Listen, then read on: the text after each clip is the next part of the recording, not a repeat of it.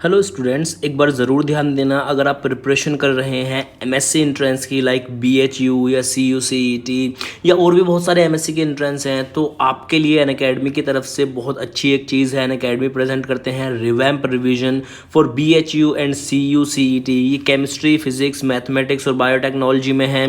15 मार्च से शुरू हो रहा है और आपके लिए बहुत सारी अच्छी चीज़ें इसमें रहेंगी। पूरा एकदम अच्छे से चीज़ें पढ़ाई जाएंगी इंडिया के टॉप एजुकेटर्स के द्वारा।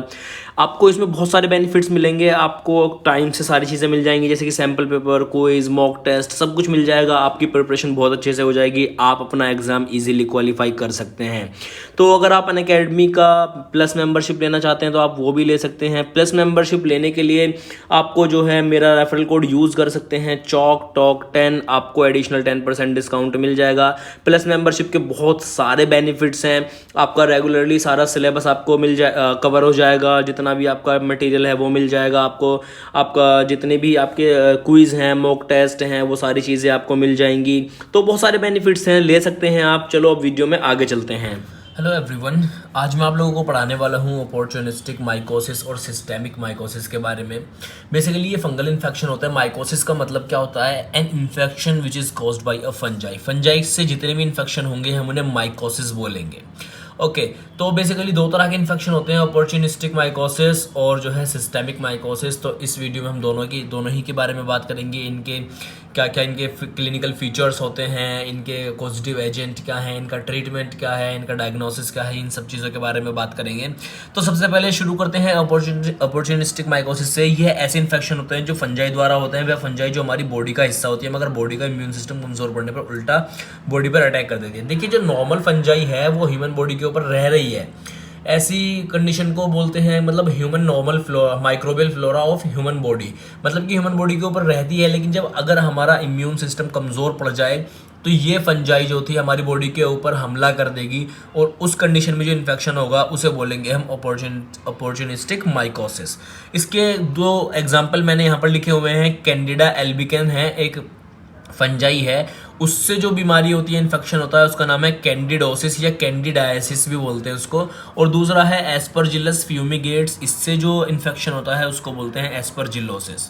ठीक है, ओके। उसके बाद में है इम्यूनो कॉम्प्रोमाइज्ड इंडिविजुअल्स और individuals with defective metabolic system such as diabetic person. जो डायबिटिक पर्सन होते हैं, जैसे उनका इम्यून सिस्टम थोड़ा कमज़ोर होता है, तो उनमें ये बीमारी आसानी से हो जाती है।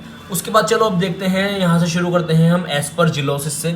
Aspergillosis it is caused by aspergillus fumigatus, some other species also, example aspergillus niger या एस्परजिलस फ्लेवस। उसके बाद में इसका पैथोजेनेसिस है एंड क्लिनिकल फीचर्स हैं इसके थोड़े बहुत कुछ।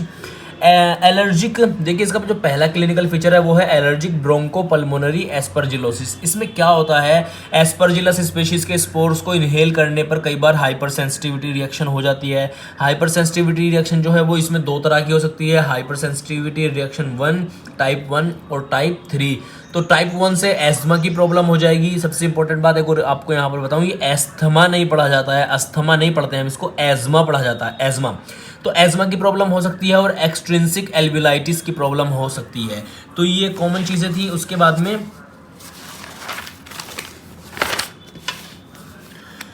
बाद में है in this aspergillosis fungi grow with in the lumen of bronchioles. तो इस ब्रोंक्यूल्स में ग्रो कर जाती है एस्परजिलस की जो फंजाई होती है।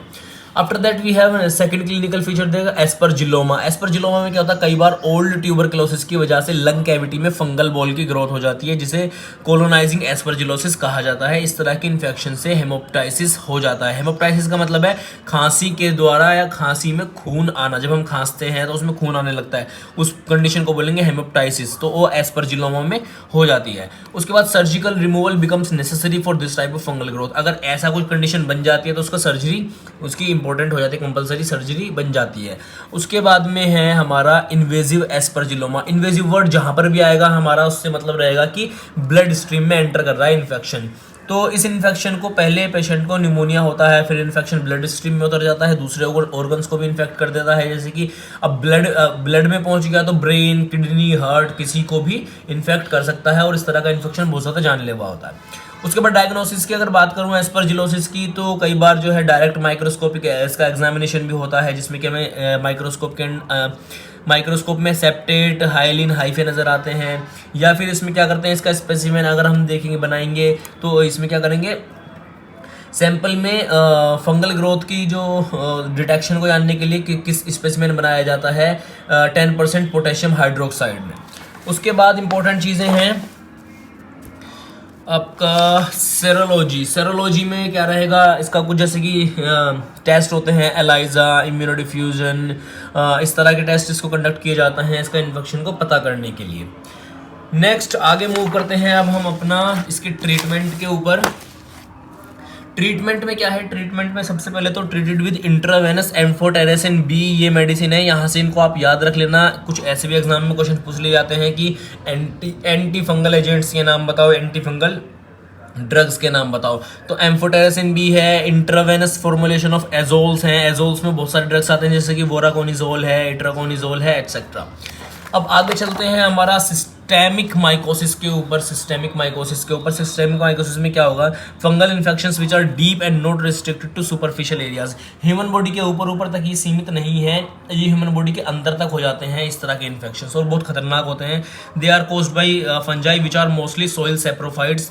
उसके बाद में दे कोज डाइमॉर्फिक होती हैं, जो सिस्टेमिक माइकोसिस कोज करती हैं जो फंजाई, वो डाइमॉर्फिक होती हैं, मतलब कि दो फॉर्म में प्रेजेंट हो सकती हैं। 37 डिग्री सेल्सियस पे वो यीस्ट की फॉर्म में होंगी और 25 डिग्री सेल्सियस पे वो मोल्ड की फॉर्म में होंगी।